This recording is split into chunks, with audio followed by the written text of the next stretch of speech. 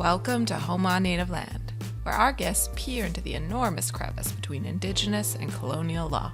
Let's dive in. My name is Karyn Pugliese and also Pabmadis, and I am Algonquin from the Pikwakanagan First Nation, and I'm also an assistant professor at Ryerson University.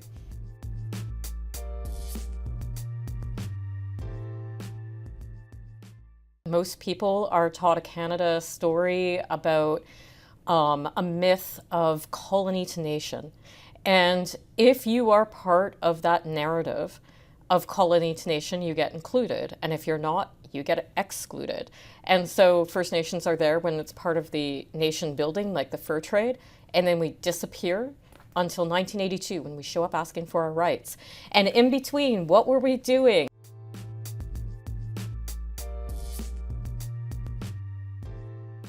I mean, in order to understand that, we could go back a bit in history to the Royal Proclamation Act. So that document actually says that you can't just go in and take land, that it has to be ceded or bargained for with Indigenous people. So it's a recognition of the ownership of the land.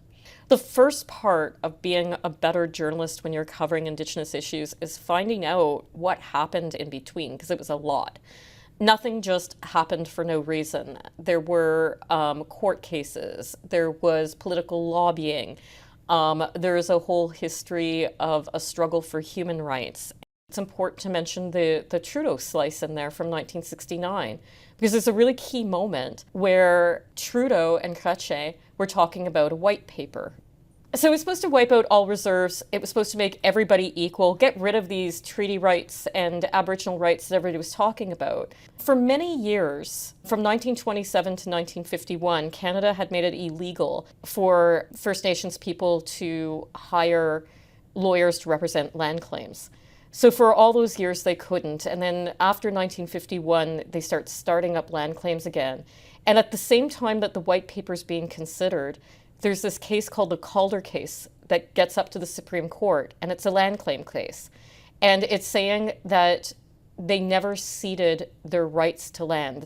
So 3 judges say, you have Aboriginal right. 3 judges say, well, we think you might have ceded your right to land. So it gets dismissed on a technicality, but it stopped the white paper, and it changed the direction of everything at this point.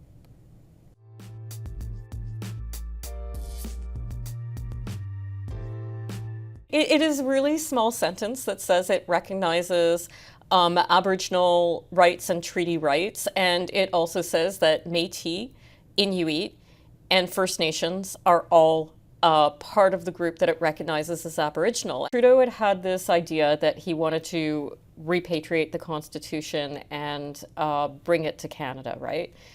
And so he starts talking about this as early as 1980. And the problem is Saskatchewan and Alberta, they don't want Indigenous rights in there. So he goes in and he tells the chiefs in at a National Indian Brotherhood meeting, and that's the precursor to the Assembly of First Nations, which is a lobby group for chiefs across Canada. So he goes in and he tells them, we're not going to get Aboriginal rights in the Constitution. Sorry about that. I know it's going to upset you, but you should treat Canada better than Canada's treated you. The BC chiefs get this train going across Canada, and they're calling it the Constitution Express, and they're stopping all across Canada and raising awareness about Aboriginal rights and why it's important to have them encoded in law. And the courts were not really recognizing Aboriginal rights yet. There had only really been the Calder case that recognized that there was something out there. So they wanted something enshrined into Canada's law. So a bunch of them go off to Britain, and they go to the Queen, and they tell on Trudeau until he agrees that Aboriginal rights are going to be included in the Constitution. And it didn't really define them very much.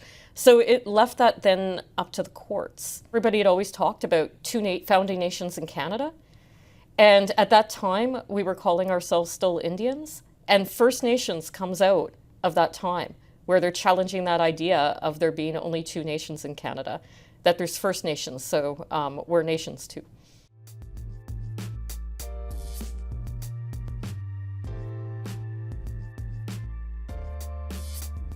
There's been occasions where land development has been stopped on First Nations territory. Canada says they own it, but they don't really own it because Indigenous people have rights to it. What do you do when there's a dispute? And so what does consultation mean? Early on, it just meant the government would say, well, we'll ask you, but then we're just going to do whatever we want anyway. The courts have sort of said, well, it has to be meaningful consultation, which means that you really have to go out and actually talk to people in the whole community, and people have to be very well informed on what their rights are, and there should be a general knowledge of what you're agreeing to when these things go through and what the consequences could be. But all the government is required to do is accommodate the grievances that you may have as a result of what they're doing. The question that people are asking is, will the UN Declaration on Indigenous Rights give a veto?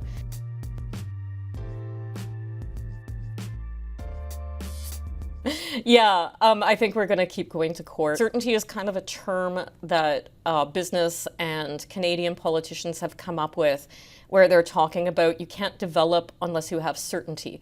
So, I mean, traditionally what's happened is that rights have been granted to developers to go build pipelines or cut trees, and they don't have certainty because Indigenous people come out and say, we didn't agree to that, or it didn't go through a process, and everything gets held up. So this is part of what I think UNDRIP is really trying to get at. If you can have certainty on economic development, does it mean that Indigenous people really want to do that? All the resources, all the ways that you could try to develop that land in your own way for your own purposes just aren't accessible to you in the way they are to other Canadians.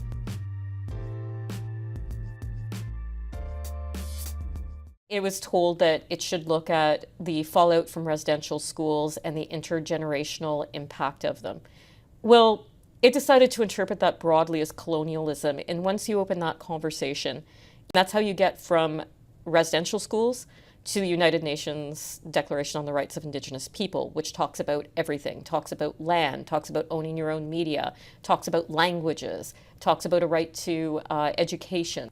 So the Truth and Reconciliation Commission says we have to start with residential schools and move off that topic and talk about other things like child welfare, a denial of Indigenous rights and human rights across the board.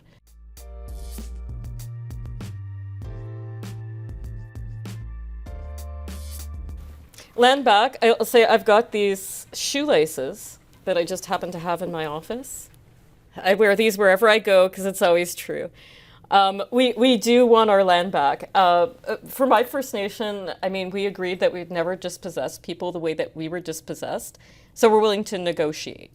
But we want a fair chunk of our land back, crown lands back, and we want to be able to have control, self-government, and develop them. So I want land claims settled, and I think very important, I want our families to be made whole again, because there's been so much destruction through residential schools, child welfare, kids having to leave their communities to go get educated in a system that isn't their own. Indigenous people need to be made whole again.